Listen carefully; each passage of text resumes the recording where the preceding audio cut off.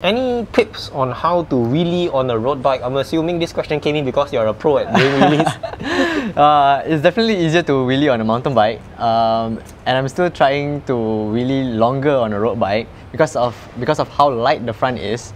But I think as all wheelie tips is really to find the balance point lah, you know, the balance point, and keep practicing lah. If you only try wheeling.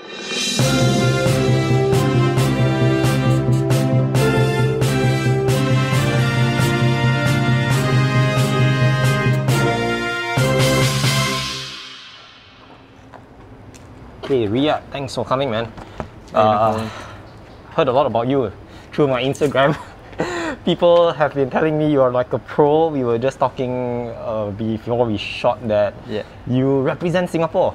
Yeah. So I represent Singapore in a few disciplines of cycling, mountain biking and road cycling. In both those two disciplines lah. So, but mountain biking is your primary. Yeah. So mountain biking is my primary. I do like cross country mountain biking lah. That's where I start my whole cycling thing actually. Yeah. Like competitively. But like at the start, I just ride my mountain bike for fun. You know, I started with my dad. He was the one who started mountain biking first, and then after that he asked me if I wanted to join, and then I joined him on the weekend rides, and then I started to get addicted from there lah. You know, every single weekend I look forward to riding my mountain bike in the trails and all. Yeah. And what age do you start? So I started when I was 14 years old, I think, late 14 years old, in Sec 2. Okay. Yeah. So your dad was the one who got you to mountain biking? Yeah, so my dad was the one who introduced me to mountain biking. He was introduced to mountain biking by his friends, and it's like, just get the whole family start to cycle lah. Yeah, but I was the one who like continue cycling lah. Cross country, right? Yeah. First it was mostly downhill mountain biking when it was like more popular. So yeah, last time Singapore usually have a lot of more downhill mountain bike races lah, like urban races or even the national championships and all lah. Yeah, right. And it was a cooler type of mountain biking, I would say. Everyone likes to watch people jumping and going fast, and not really watching men in lycra lah. But after a few years, looking for sponsors or looking for opportunities to grow as a cyclist, I got offered to do cross country mountain biking. And since like it's going to be a good opportunity, I took it up. Even though I haven't even do any cross country mountain biking, but I saw it as a great opportunity, and it grew from there lah. Right. Yeah. So you've been mountain biking for 10 years. Yeah, about there. And road biking for 8 years. Yeah. And so I started road biking a bit later lah. Right. Yeah. How do you even turn pro, or how do you get people to notice you? I'm assuming you join small races, you win them. Yeah. So it's the exposure lah. Actually, I'm not pro now. I'm not getting paid to ride, but I do get a lot of support from bike shops and different brands lah. But yeah, I'm still not full-time pro. Yeah. But yeah, how I started to race or get recognized and get these like opportunities is of course to start joining small races lah. Start joining small races. You know, try to improve yourself. You know, be a better rider. Try to improve your times and all that. And then slowly, it was quite hard for me to get results at the start. When I was downhill racing, there were a lot of fast juniors there when I was racing. So I kept getting fourth, and I was like, I keep missing the podium. Even though I like keep on trying my best lah, you know. But then yeah, keep trying, and then an opportunity will arise. In terms of it was a nice development team that was very ambitious. They had plans to race in overseas, like in the region, in Asia. We even got to race the World Championships in 2017. So I was quite happy to actually start cross-country mountain biking, which actually start the whole competitive cycling for me lah. Right. Yeah. How do you move on to a road bike then? Actually, road biking, I didn't even want to ride road bike also, because like, you know, at first I thought like riding on the road is a bit dangerous, and I don't want to put myself through that danger lah. But you know, after secondary school, I started to work at a bike shop, Rodaling, as a part timer lah. So, and there was this mechanic. He he joins like these group rides at night when group rides were a thing last time. Like it was even more crazy. It was like always like a mini race, you know. Every Tuesday, Thursday they have like a mini race, and it was like every time he will go to the shop and talk about these different experiences, right? Like what happened the previous day, and I was like, oh, this really sounds fun and interesting. Then I like, okay, maybe I should get a road bike to try lah. So I saved up, I got a road bike myself at a good deal. It was a carbon polygon, entry level polygon carbon bike lah. And then I started to join this kind of rides, which actually like push my fitness lah. Riding on the road actually does help a lot on my fitness. It's like a more constant pace. You can control your efforts much better. So for training wise, yeah, that's why I start road biking also lah. Right. To improve my mountain biking. Yeah, further. That's what I was told when I was mountain biking. Obviously not as pro as you. Everyone who told me that they wanted to improve their fitness level, what they did was they picked up road biking, which significantly improved their fitness on the mountain bike. Yeah, that's what I was told before I started road biking. Even the mountain biker said when you start road biking, you will see your fitness go up. Even though you don't even have a structured program or whatever, you just keep riding, try ride as hard as you can or whatever, and you will improve somehow lah. Yeah. So you own the Polygon carbon entry level. Yeah, I think it was a Helios C6. Okay. Yeah. How long do you ride that, and then what other bikes do you have of the road bikes? Wow, that's a good question. I actually didn't think of when I stopped riding the Polygon. Probably for a few years. 2 years. What was the bike after that? Was it also another Polygon from Rodalink? No, possibly. I think I got already my first bike from Entro. So I'm supported by Entro. So I got Ridley Noah SL, which is like an aero bike. So I think I only rode that Polygon for like 2-3 years or less. I have no idea really. I can't think right now. Right. Yeah, but then the next bike will be a Ridley Noah lah. Okay. It's an aero bike, and I used that for maybe a year, and then after that I switched to this for 2 years now, or a bit more than 2 years. So you mentioned you are being supported by Entro. Yeah. So I'm going to assume this bike was from them, this whole entire build? Yeah, so the whole entire build, with most of the parts are from my Ridley Noah, like the components, the components basically, like the Altigra and the shifter. But then the rest is all sponsored by Entro as well, like the wheels, the saddle, and everything else. Basically everything else, yeah. Okay. When you are sponsored by a bike shop, is there a target to perform? Like if you don't win races, you know what, we're going to drop you. Is it written anywhere or implied that this... For us and our team, I think we don't really have that sort of strict expectations. We don't want to stress the riders too much, or we don't want to put like the burden on the rider lah. Basically, as an athlete yourself, you have to be intrinsically motivated. You know, you want to be a better version of yourself. You want to be a faster rider. You want to be a better rider.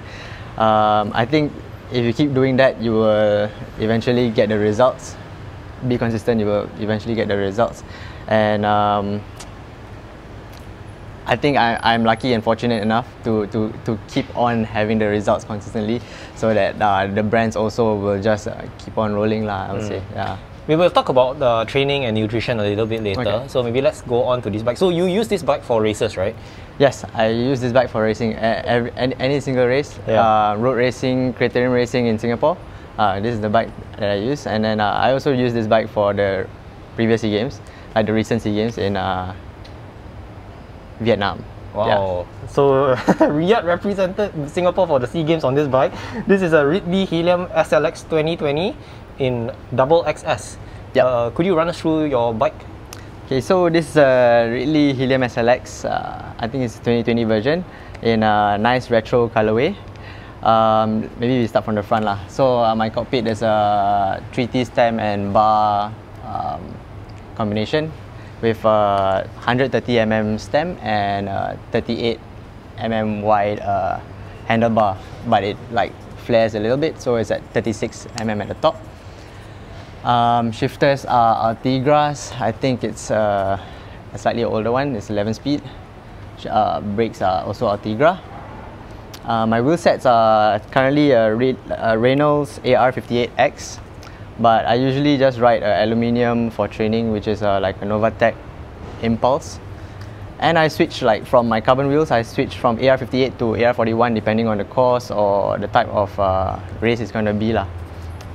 So I just changed to this AR58 for this weekend's national championships. So yeah, it's going to be a very flat course, so I just chose the high profile wheel lah. The cranks are, it's a quad power meter, 5339 I think. This one is from SCF, Singapore Cycling Federation. And then this Ultegra rear derailleur with the Kogel OSPW. And this is the new Fizik Argo R1 Adaptive. R1 Adaptive, I think. Yeah, it's with carbon rails, but it's not a carbon plate lah. If it's a carbon plate, then it'll be 00 lah. And I'm using speed play pedals, which is the older speed play pedals. I haven't changed to the new Wahoo pedals yet. Yeah. What tires are you running? These are the Hutchinson, I think Fusion, Galactic or Performance. Let me see. Clinchers? Performance, yeah, clinchers. Reason for clinchers? With tubes.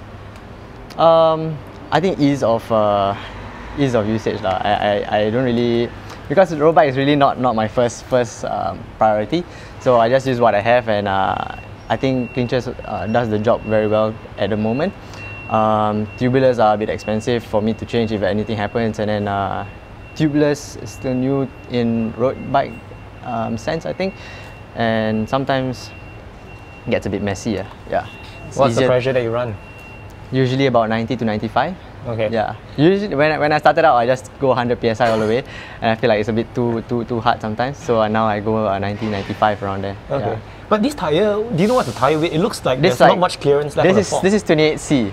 Wow. Yeah, so it's quite wide. Usually I run a 25C, but I'm just trying this out lah. So 25 or 28, which is the preference?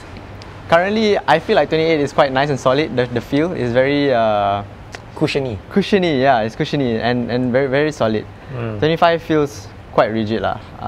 But anyways, I only ride for one ride. See how it goes.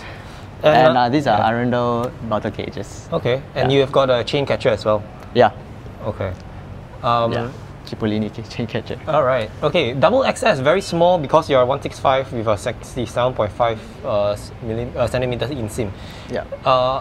The question I always like to ask is, how do you find the right bike sizing? Obviously, you're a pro, you run smaller sizing with a long stem.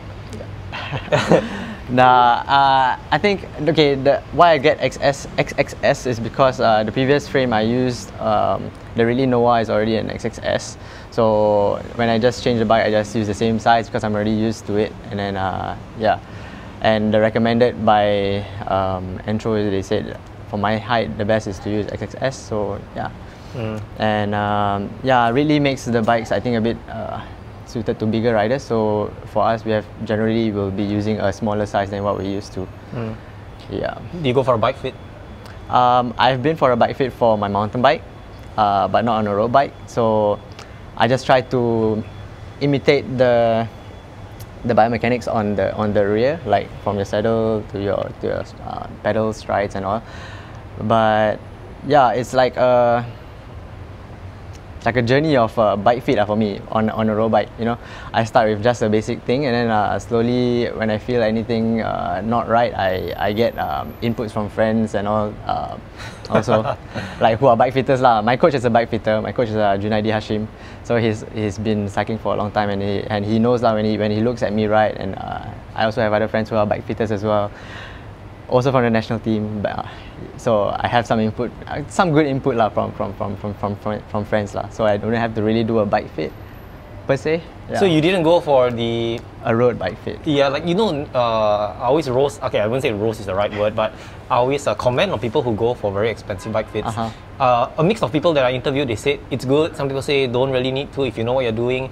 What's your opinion? Because you ride as a pro, right? And you didn't go for a full-on bike fit. Yeah. I think for a good bike fit, some of them are quite costly, which I don't have the means to do so.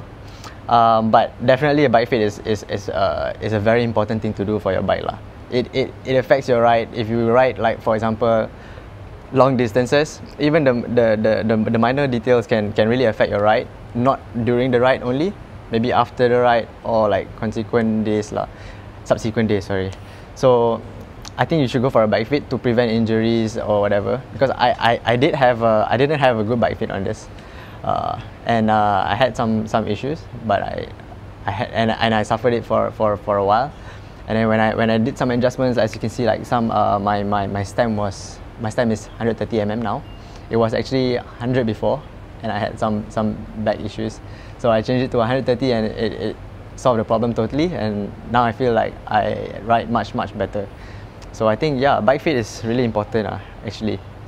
I think it works, but right. It's just a bit. You can find good bike fits for maybe a good value, but maybe the more pricey ones are more detailed lah, I would say. If you want really just one stop and you will be done.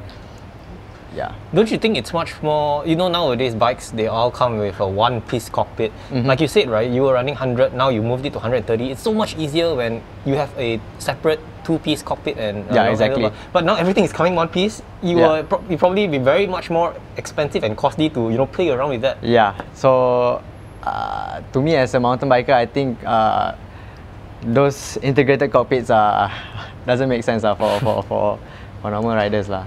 Yeah, but if you can afford it, you can do the changing, buy a new integrated cockpit for your new bike, and then I mean that's up to you lah. You wanna spend your money.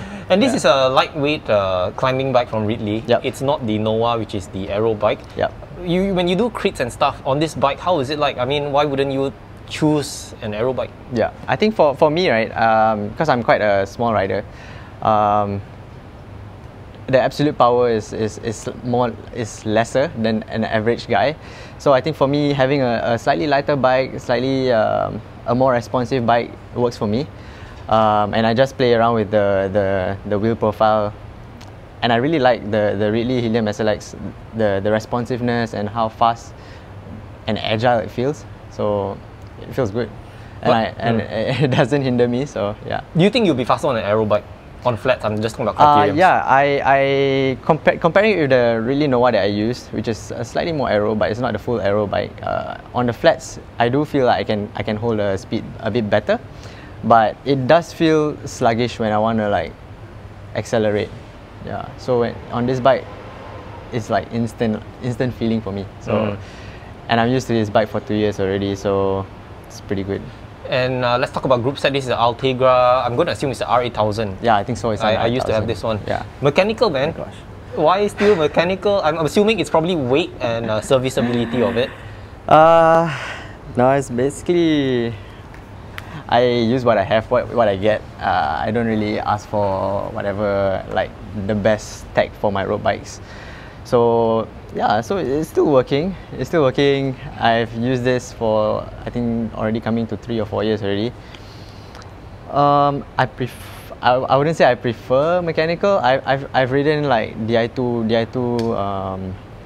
drivetrains, and it does feel a bit faster and more crisp.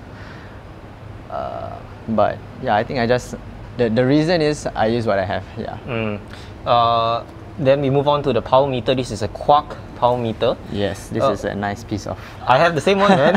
What's the crank arm length? I think it's 170. 170. Wouldn't you consider going smaller, like shorter, because you're I think 165 would be a bit too small for me. Yeah, I feel so. Even though yes, my legs are a bit shorter, but I think 170 is just fine. And I also use a 170 for my mountain bike, so the difference when I switch from mountain bike to road, it won't be so drastic. Yeah. Let's move on to the highlight, OSPW Kogel. Yeah. As a pro, do you need it? Without the OSPW, would you still be winning races? It's a stupid question. I think there are a lot of people who are currently in the national team and they don't even use the OSPWs, and they still win races. And they still perform at their best. I think it's quite minimal, the improvements, but there is a difference when I change from the normal cage to this OSPW. I feel like the chain tension. It doesn't feel as tight when you use the normal cage, or maybe that's just like the placebo effect. But yeah, it feels much smoother. Maybe it's also because of ceramics bearings. Yeah. So, and I've been using it for so long, and I think it's quite durable. Right. Yeah. These are speed play pedals, right? These are speed play pedals. The normal chromoly pedals. Right. Yeah. I'm gonna change it to the new Wahoo pedals soon. Yeah. Okay.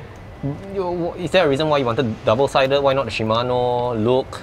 I was using Shimano before. I don't use Look, I use Shimano. But then, because Entro carries speed play, so they said if you want to try speed play, then I said sure, just try it. And I feel like it's much easier to clip in. Don't have to like really find the hook, whatever.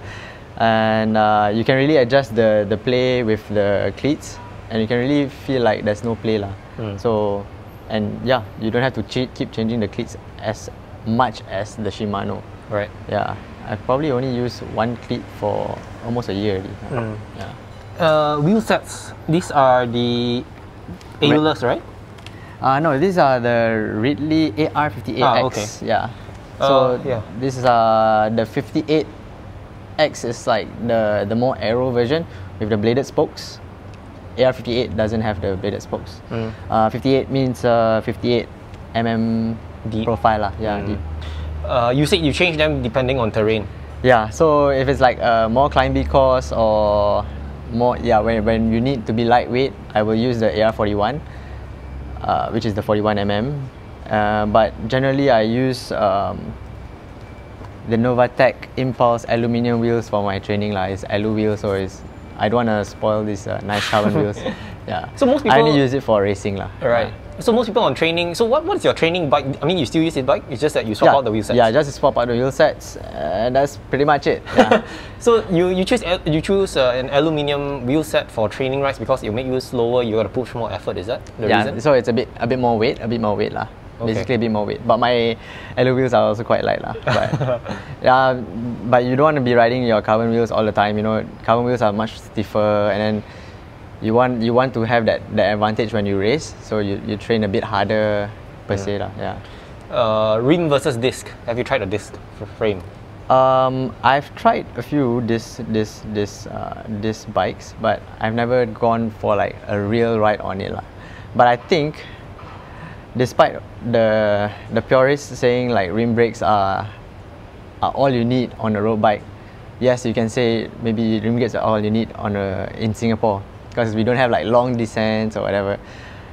But when you go down at high speeds, you want that braking power. You want that that safety lah. You know, rim brakes sometimes can be not grippy when it rains. So yeah, disc brakes are I think the way to go. You'll choose and I ride mountain bike lah, so I know how it feels. I know how the brake feels. So you really want that braking power lah. Yeah. How important is a power meter for training? Should everyone get a power meter? Yeah, it's quite important. I think when I started to have a power meter, I like, it's not good, but you start to like not be able to ride without a power meter. You know, you always want to see your numbers. You always wanna be able to have data to track your progress. I think the important part is to really track your progress lah, and also to maintain in your zones when you do your rides. Sometimes a heart rate monitor might not be enough because like from day to day your heart rate can vary a lot, but power doesn't because your muscles are always, I mean your legs are doing the power. So to have consistent data, yeah, you should if you wanna be competitive or you wanna improve your performance. And you run a Wahoo cycling computer? Yes. What stats do you see when you're racing? 3-second power, heart rate, speed not so much. Probably the time lah. Yeah.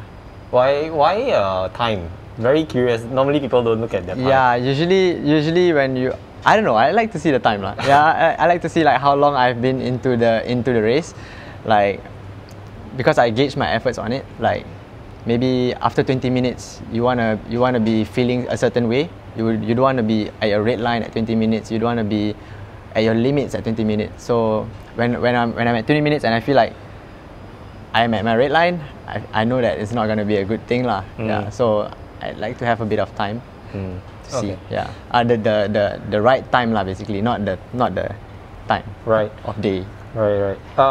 This bike weighs 7.2 kilos. Yep. With the 41mm wheels, I'm sure it's not that much of a difference. Maybe it's now 7.4, 7.5 probably. Yeah. How important is a weight of a bike for races? Does it really matter? I think on the flats it does. On the flats or on the climbs it does help a bit. It does affect quite a bit. On the climbs definitely you want a lighter bike so you can like last the long climbs, or you can accelerate faster than your competitors. On the flats you also don't want your bike to be too light. I think for me a light rider and a light bike is not a good combination when you are facing like big headwinds or whatever. So yeah, you have to find the balance of being lightweight or being aero, and yeah, find the one that suits to your riding style, and yeah, I guess. How much would this bike retail on the market? I think with whatever is on here, probably about 7 to 9K lah. I think. Okay. It's not really an expensive build. It's not full out Dura Ace Di2 blah blah blah. It's quite a decent bike. Good to go lah. Yeah. Does money buy speed? When I interview COVID cyclists, they come in with $20,000 bikes. Does money buy speed? At some points, I think. At some points, when you have all the ceramic bearings in your hubs, in your BBs, you will definitely be a bit more smoother on the roads, a bit more faster. But ultimately, it's the legs that do the talking. Yeah. What is the biggest upgrade a cyclist can make to their bike which will significantly increase their speeds? Is it going to be the wheel set or the frame? I would say it's the wheel set. The wheel set can really make a lot of difference. Like when I switch from wheel to wheel, I can really feel like, oh, okay, I'm on my low profile wheel, so it's a bit hard to carry the speed. When I get on my aero wheels, my high profile wheels, is like when I get up to speed, I can just hold it for a very long time. So yeah, maybe a wheel set is a very good investment lah, I would say. Right. Yeah. The others would be very minimal lah. Yeah. Okay. Let's move on to training and nutrition. How do you train? I train almost every day, I would say. And that has been so for as long as I started competitive racing. So maybe about 7 years ago, I've been almost riding every day, unless I'm sick or... On the road bike? On a mix. Okay. So in a week, typically Monday to Friday will be on the road bike, because sometimes when I had school, when I was in school last time, so I had school and I only have like the night to do my training, so it'll be mostly on the road bikes lah. Then only on the weekends, then I bring my mountain bike out to do some technical training and also work on mountain bike fitness lah. Right. It's a bit two different things lah. When you ride a mountain bike, you need slightly higher power output to do all the small sharp climbs and all. But yeah, I ride usually 6 to 7 times a week, mostly on a road bike, and mostly to work on my mountain bike also lah. Yeah. What's your weekly mileage? It depends. It depends on the training period. So usually there's like a base period, a build period, and the racing period, right? So during the base period, easily you can go like 18 to 25 hours a week, which is probably gonna be upwards of 400 to 500 kilometers a week. Yeah. But in build phases or like before leading up to races, it's not as high. Probably about 13 to 18 hours a week. More hard intensity efforts and more working on the bike lah, like high intensity efforts. And then when it comes to the races, you don't really ride as much. You will still ride every day, but probably like 1 or 2 hours with really high intensity, just to sharpen up the high power, higher range power. Right. Yeah. and most of the training that I do is targeted to improve my mountain biking lah. Okay. Yeah, but when you are training that much, I think your fitness will also be good on the road bike. So, and I really enjoy riding road bike and racing on the road lah, like criteriums, especially because it's like shorter and it's almost the same effort like mountain bike, really high intensity. But yeah, road cycling is fun. So mountain bike is still your priority then? You train for the mountain bike? Yeah, mountain bike has always been my priority. Yeah. Will you ever get bored of cycling? Like you clock in 500 kilometers a week. Do you ever like, oh shit, I got to ride today? Like because a job, you don't enjoy it anymore. Yeah. I think when you do this for a long time, there will definitely be points where you feel like you ask yourself, why are you doing this? You know, every day I wake up, I just go out and ride 4 or 5 hours. Sometimes I ride alone like that, and sometimes it takes a toll on your body lah. If you lose the motivation. But as of late, I've been pretty motivated. You know, I've been trying to find opportunities to make this my full-time career. There are some pathways where Sports SG can help lah in a full-time career for athletes lah. So I'm trying to get into that pathway. It's not easy. It's really hard. You have to get results. So, but I'm highly motivated lah because I'm already doing this full on. I stopped working like last year, so I've been unemployed for almost a year. Wow. I don't mind sharing this. I've been unemployed for almost a year and doing this full time. But yeah, the motivation is high lah. Yeah, I think the motivation and the passion really has to push you. Yeah. It's not for the money or anything like that, right? Yeah, you have to be wanting to just improve yourself. You know, really enjoy the days on your bike. I really love cycling lah. You know, I've been doing this for so long. I've seen people come and go, and I've stuck to it. And yeah, I really enjoy it. Every time I get on the bike, it's just like I don't know how to explain it. Yeah. I'm pretty sure a lot of people currently feel like that when they just started out riding. Yeah. But I still feel that after 10 years. Yeah. I respect you, man. You literally you're putting all your effort onto this. I really wish you all the best. But sorry, we're not done with the interview yet. Yeah, no worries. So last part is nutrition. How do you? What's your intake like? Okay, actually, yeah. When I first started out riding, I didn't really take my nutrition seriously, I would say. I was still young and I thought like I can get away with eating junk food or not eating very healthily. But I always have in mind like I have to eat a balanced meal every single time lah. Like I don't just eat meat. I don't just eat rice. I make sure I have everything in one single bowl lah. But as the years go by, I think I learned that nutrition is very important.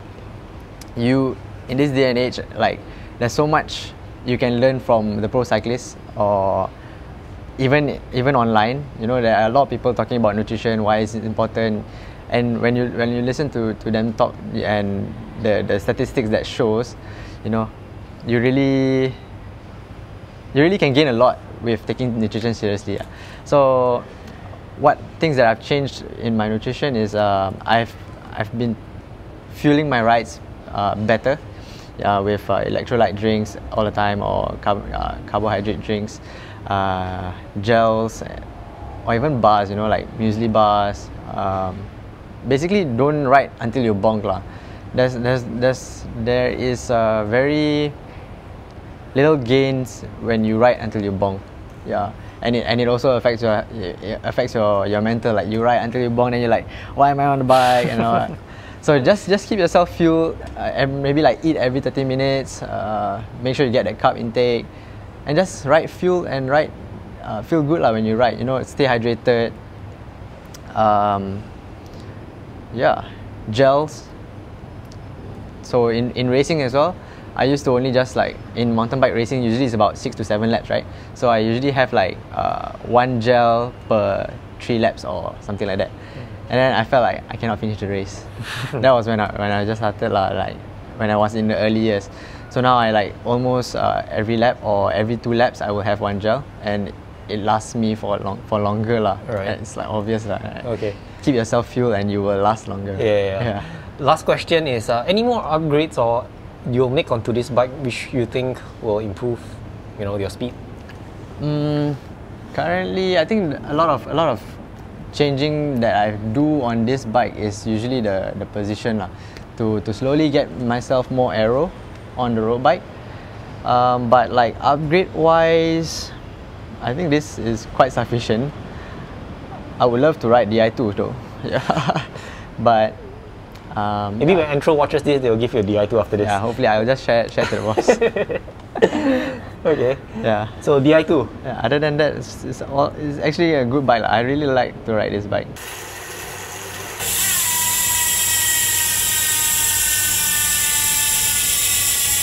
You good? Okay. Yeah. Now quick Q&A. Yeah, let's go to Okay. IG Q&A. So if you guys want to submit your questions, follow me on Instagram and you'll get to ask your questions for my next interviewee.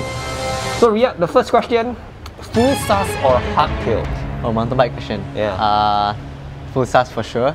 It's more forgiving when you ride on harsh trails, and I feel like it does make you go faster for me, on the downhill or on the uphills.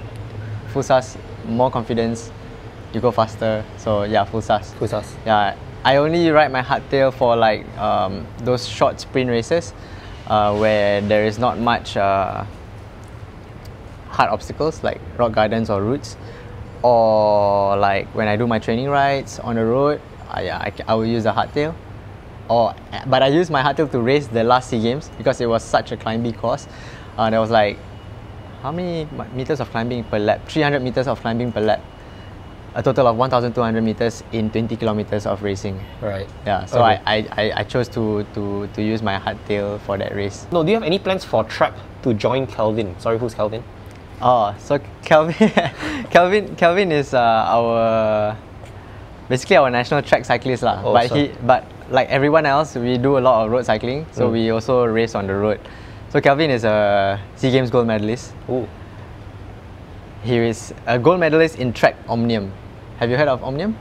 So Omnium is like this track event where there is 4 disciplines, 4 different races lah, and then you get points from each races, and then the total accumulated score will be your final. So Kelvin won this, I think in 20. Okay, I don't know which year, but he is a gold medalist Right. in SEA Games. You plan to do track to answer the question? Not really. Okay. But I would love to ride. I would love to try riding on a track because I don't have confidence riding on a track bike. I've never ridden a fixed gear bike, so that's why. But maybe if I get used to it, maybe in the future. Any tips on how to wheelie on a road bike? I'm assuming this question came in because you're a pro at doing wheelies. It's definitely easier to wheelie on a mountain bike, and I'm still trying to wheelie longer on a road bike because of how light the front is. But I think as all wheelie tips is really to find the balance point lah, the balance point, and keep practicing lah. If you only try wheeling once a week, you won't get that muscle memory. You won't find that balance as fast, or you won't remember as fast. So keep practicing. I would say probably practice on an incline. Probably not Mount Faber lah, but like slightly on an incline. Just slowly try to learn the balance point. I can do it on a mountain bike because of the gear ratio, but on a road bike it's extremely tough, and also because of the position. Yeah. So what gear ratio do you use? Small chainring and big. Usually is almost the last few, and I use the big chainring lah. Sometimes if the climb is too steep, then I'll use small chainring. But yeah, I think the gearing, you have to find that light gearing, the sweet spot, and then the sweet spot, and then maybe you can practice starting the wheelies on the drops first, because it's the closest to the brakes. So anything happen, you can just squeeze on the brakes. Then slowly, once you get the point, you can start to use on the hoods lah. Obviously, it's sponsored by Entro, but the question from the user is this bicycle from Entro Cycles pre-order bike or ready stock? If pre-order, how long do you have to wait? So at that time, it was ready stock, but now because of the demand and supply issue, I would say there might be a waiting time. Not too sure. I used to work there, so I used to know, but currently I have no idea. Probably just a few months lah. I think now bike stocks are starting to come up. Yeah, to so replenish. it shouldn't be so long unless you choose like a special color, which you can do on a Ridley bike. You can choose whatever custom color for just a little bit more extra cost. Right. Which is better, Kogel or Ceramic Speed OSPW? Wow, I can't answer because I never tried an ceramic speed. But yeah, I like the Kogel lah. It's alu, so it might be a bit more noisy, but it doesn't really affect the performance. Yeah. Speaking of which, do you run wax or lube? I ride lube. So I ride Morgan Blue Race Oil. I use that before. I find it that It's lube a bit is thick. No, I find lube much more faster than wax. Wax tend to be a bit sticky. I've never tried wax. Never tried wax? Yeah, I most of the time I just stick to what I know, and this race oil does the job. So what is your FTP? used to be a bit higher when I was before SEA Games, like leading up to SEA Games. It was quite high. Relative to my old FTP. It was about 275. Oh wow. Yeah.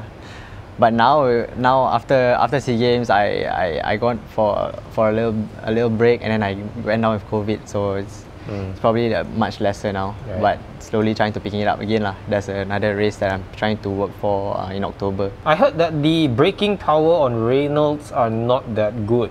What's your response to that? I have no problems braking with this. Maybe in the rain, yes, it will affect. But just like any other carbon rim brakes, I think there will be some loss of braking power in the wet. But in the dry, I think it is almost just as good as my alu wheels lah. Yeah. If he flies on his mountain bike, how fast is he on this bike? What is your average speed on TMCR? You know, obviously it depends on your effort lah. But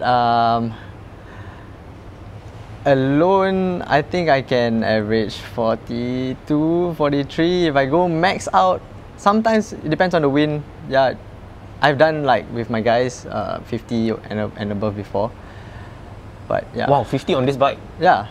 Oh shit. Yeah, I think it's more about the legs lah. Right. The bike does help a bit. Yeah. Did you ever have a lead out on your Mount Faber KOM? Lead out? Yeah. I don't have the KOM. I had the KOM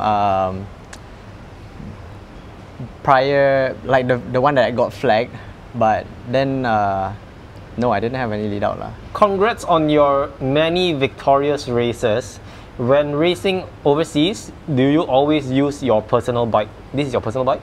Yeah. And you use it for races? Yeah. Okay, that answers the question. Thank you for your congrats. Oh, okay. From this user. Oh, you have a lot of questions. That's cool. There's a lot, but a lot of them are the same question, and some things that I've already asked, so I won't ask those questions. That's cool, yeah. Yeah, we are a bit running out of time, it's like 45 minutes. Last question. Oh. Okay, this is unrelated to the bike, but this guy wants to know, how do you upgrade a Giant Content 2, sell it for a new one, or upgrade the group set? What is your advice to this user? A Giant what? Content 2. I have no idea what Giant Content 2 is. If you still want to keep your bike, I think go for the group set lah. Change the group set.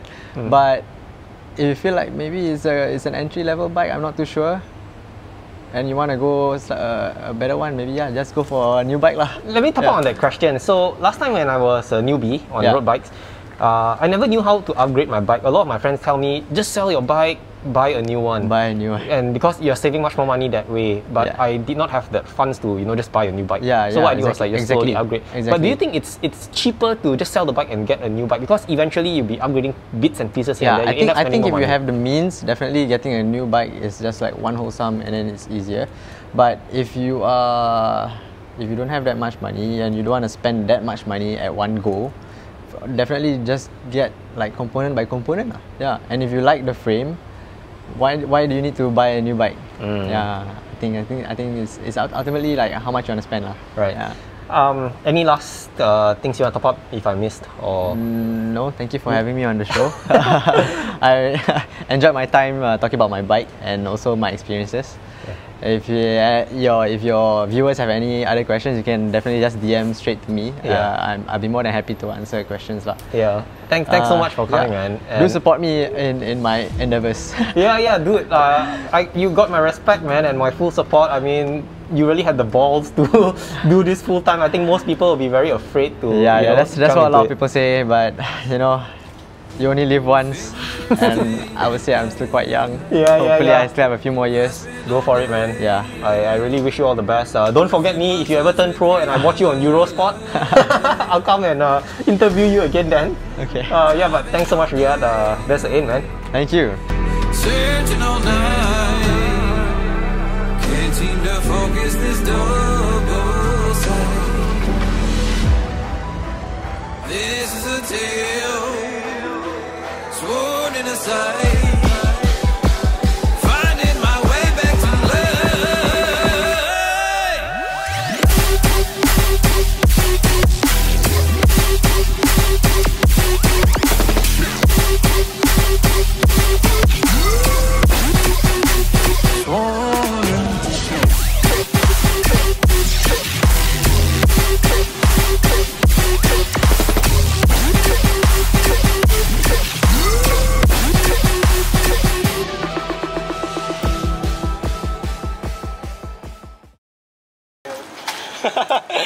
Oh my god. Have you ever seen someone do this? No, this is my first time, man. Holy shit, okay, cool, man. Epic. Okay, we are done. It's the most epic shot I've done, man.